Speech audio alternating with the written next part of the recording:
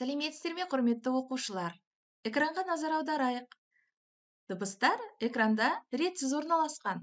Жоғарыдан төмен қарай, оңнан солға қарай оқисыздар ма? Өз еріктеріңізде. Мүмкіндігінен, мүмкін көлденеңнен оқып, бүгінгі сабағымыздың тірек сөздерін табасыздар. Ал сәттілік.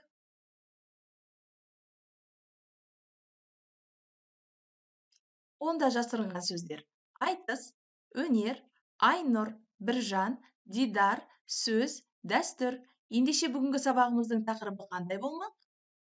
Әрине, айтыс туралы. Бүгінгі сабағымыздың тақырыбы айтыс, қазақтың төл өнері. Бүгін сіздер тыңдалған мәтіннің негізгі мазмұнын түсінесіздер, детальды ақпараттарды анықтайсыздар. Тірек сөздер автор көзқарасы мен көңіл күйі арқылы негізгі ойды айқындайсыздар. Бүгінгі сабағымыз 4 сатыдан тұрады. Олар оқушы сатысы, алгоритмдік саты, эвристикалық саты және шығармашылық саты. Оқушы сатысындағы тапсырмаға назар аударайық. Сөздікпен жұмыс.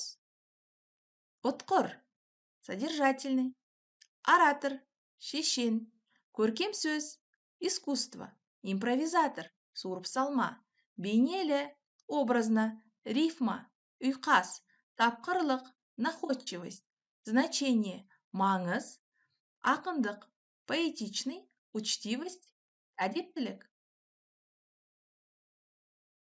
Сұрақ: айтыс туралы ойларыңыз қандай? Ойларыңызды жинақтап отырыңыздар. Назарларыңызға алгоритмдік сатыдағы бейне таспаны ұсынамын. Айтыс ертеден келе жатқан қазақ әдебиетінің үлкен саласы.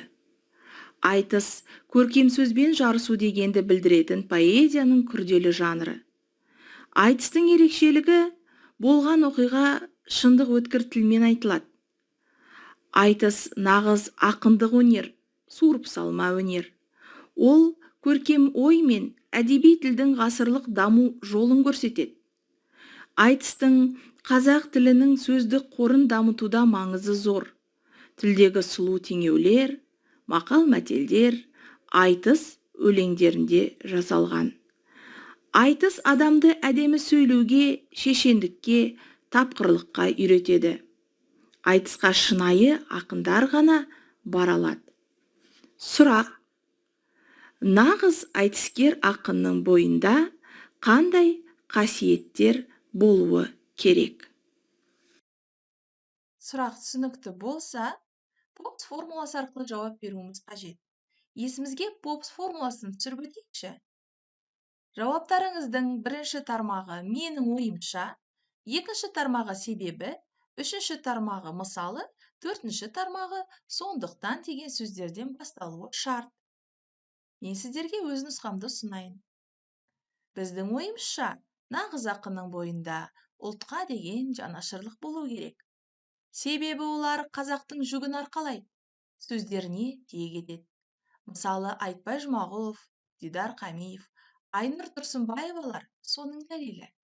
Сондықтан ақындарды ерекше құрметтейміз. Сіздердің нұсқаларыңыз қандай? Орындап көріңіздер. Қолдарыңыздан міндетті түрде келеді. Келесі тапсырмаға назар аударайық. Эвристикалық сатының тапсырмасы: кім байқампаз екен? Жаңа Попс формуласында өз нұсқамды ұсынған кезде осы тапсырмамен байланыс болған болатынды.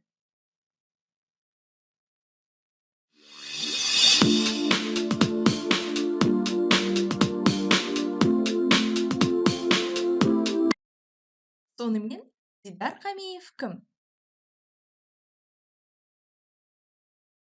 Келесі бейне таспаға назар аударайық.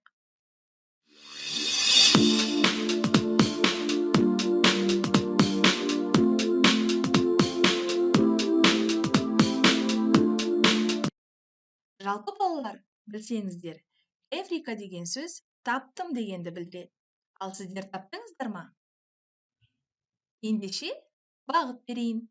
Дидар Қамиев та, Айтбай Жұмағұлов та қарағандылық айтыскерлер, сөз додасындағы жеңімпаздар.